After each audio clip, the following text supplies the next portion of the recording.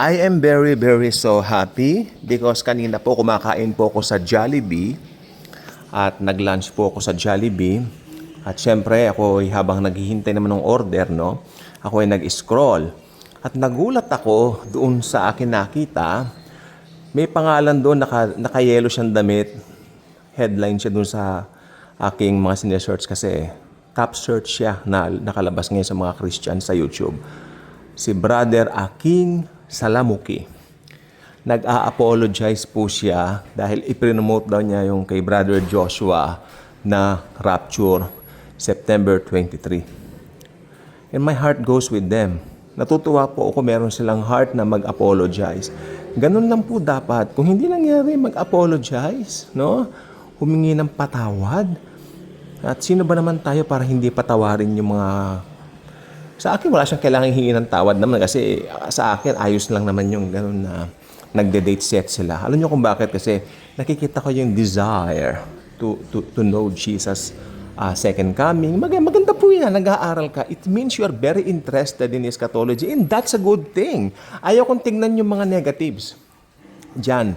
Sapagkat yung mga negatives lagi na nandyan. Tignan lang natin yung magandang side ng mga brothers and sisters natin na yan. Para sa akin, ganun po. Wag na po tayong parang yung mga I told you, ganun. Ay, hindi mo na sila gaganunin. Hindi nga nangyari. Kasi alam ko sa puso ko talagang hindi mangyayari yan. Since I heard that last August, Brother Joshua's interview together with two beautiful women, no? Doon sa vlog na yon o what you ever call that video, sabi ko, hindi mangyayari yan. Kasi wala nakakaalam talaga. No one knows the hour. Tapos sasabihin nila na yung no one knows daw ay idiom something. Hindi pwede maging idiom yun kasi tignan mo, sabi ni Jesus doon sa sumunod na talata. No one knows the hour, blah, blah, blah. Only the Father knows, ganon. At saka, inutusan tayong magbantay. Diba? Kasi darating ito para magnanakaw. So, nandun talaga yung idea na parang darating siya magnanakaw, hindi talaga natin alam. And we are not commanded para gawin ang mga bagay niyan. Pero ginagawa ng mga ibang kapatid natin, anong gagawin natin? Hayaan natin sila. Kung saan sila masaya, suportahan ka. Yun po ang akin. Ganyan lang po ako, call me mababaw, pero maligayang. Ako maligayang tao, maligayang Kristiyano. Wala akong pakialam sa sabihin ng iba. Mahal ko yung mga kapatid natin yan na malamang, lalo bukas. Kasi ito, tinotont na sila Sa ngayon, parang pinagsasalitaan sila hindi maganda. Hindi po dapat ganon. We are the body of Christ and we should be the model of the whole world about love, forgiveness, and brotherhood. Di ba? Mga brethrens. Kalahin niya, tatawagin mo, brethrens mo yan. Kapatid mo sa Lord Jesus. Hindi natin dapat pinapakit. Sorry po, ina naman ako. Dahil, busog po. Nakakapagod ng biyahe, pero yes. Ito pong gusto ko po sabihin po sa inyo, marami pa po mag-a-apologize. Huwag na tayong maglagay ng comment na pangit. Ilagay na lang natin sa mga comment kung sakali, accepted sila in the beloved. Because of Jesus and not because of ours. Yes, ako matagal na rin po akong Kristiyano. I'm not boasting about being long in the Christian world, no? Ang tanging pinagmamalaki walang si Christ. Alam niyo, bulol na ako. Sa tinagal-tagal ko na pong Kristiyano, sa totoo lang po, marami na po ako nakita mga ups and downs ng mga Kristiyano. I'm not talking about the outside world, but I'm talking about the Kristiyanos and Christians. Marami na ako nakitang ups and downs. At ang naituro lang po sa akin yan, isa lang. Do not condemn them. Do not condemn them. Do not do that. Upheld them, strengthen them, siguro kung may time, teach them. Kung gusto nila. Kung ayaw naman nila, suportahan ka. Ganyan lang ang buhay. Masaya ang buhay ng Kristiyano. Huwag mo nang gawin komplikado. Huwag ka na mag-religion. Ako hindi po ko religion. Wala kang marinig sa akin. Wala kang marinig sa akin na ganyan. May sinasabi sa'yo yung pangit. Ay, wala akong pakialam. Hindi ko man narinig. Kung marinig ko, Jesus loves you.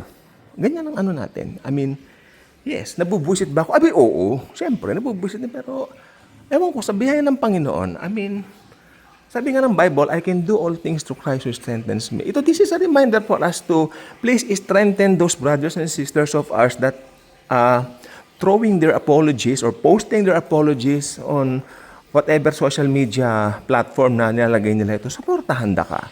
Huwag nang i-condemn. No? Sabi ng Bible, no? There is now no more condemnation for those who are in Christ Jesus. And now, sino tayo para mag-condemn? 'Di ba? Wag na ni 'di ba? At natutuwa ako, ang ganda ng kanilang attitude. Nag-apologize sila. Mag-apologize po kasi ako minsan nalagay din po ako sa ganyan, nagkamali din po ako. Humingi agad ako ng tawad.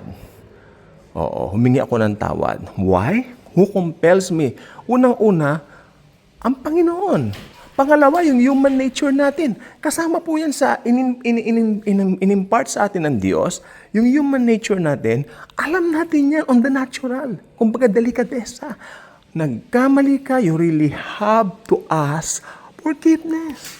And patawarin ka man kay hindi ng mga tao, pero I believe dahil sa nag-apologize ka na, patatawarin ka. Kasi pag hindi sila nagpatawad, yari din sila. Tingnan nyo to, may kwento ko sa inyo. Merong talinghaga ang Panginoon. Pumunta sa hari itong lalaki. Panginoon, ganun-ganun yung utang ko, hindi ko mababayaran, ganun-ganun. Sige, pinapatawad mo kita. Hari, sabi nung hari. Tapos lumabas ngayon. Tuwan-tuwan naman yung lalaki, lumabas siya. On his way, nakita niya may utang sa kanya na mas maliit lang. Binugbog niya. May nakakita ngayon. Di ba may nakakita ngayon? At saka binanggit doon sa haring nagpatawad sa kanya. Ipatawag nga rito yung loko-lokong yan.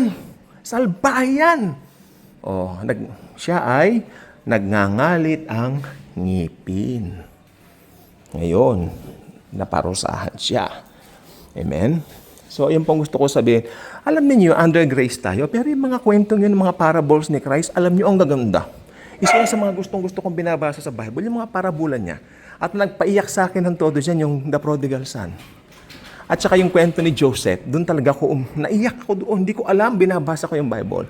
Genesis, lalo na yung inamin niya, siya na si Joseph, umiyak siya. Umiyak yung, di ba, may ginawa sa kanya mga kapatid niya, sama di ba? Pero sabi niya, kung hindi nangyari sa akin yun, yung pagbebenta niya sa akin sa Egypt, hindi kayo makakain ngayong taggutom. So, ibig sabihin, what you meant for bad, God did it for good. Kaya nga po may Romans 8:28. All things work. All good things work for the believers. Lahat ay nagkakaugnay-ugnay para sa mga mananampalataya. Hindi po ba? Kaya sa lahat ng mga umiibig sa Diyos po yan, lahat ng mga bagay ay nagkakaugnay-ugnay sa kabubuti ng mga umiibig sa Diyos. For those who love God. Ibig sabihin, for those Christians.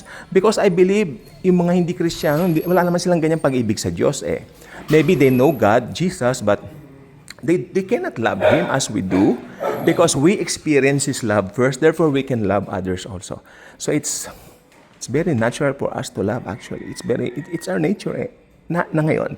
It's our very own nature right now to just to love anyone just like that. Meron na tayong binagong puso. So pag may nakikita ka mga kapatid na nagkamali, nag-apology, sa bagay, ako natutuwa naman din ako doon sa ginawa nilang yun. Kasi ang mga Kristiyano nakita ko, nagkakaisa sila, meron na silang puso sa Panginoon na pinag-aaralan nila ang Bible. Kumpara naman di sila nag-aaral ng Bible, mas gusto ko nila nag-aaral sila ng Bible.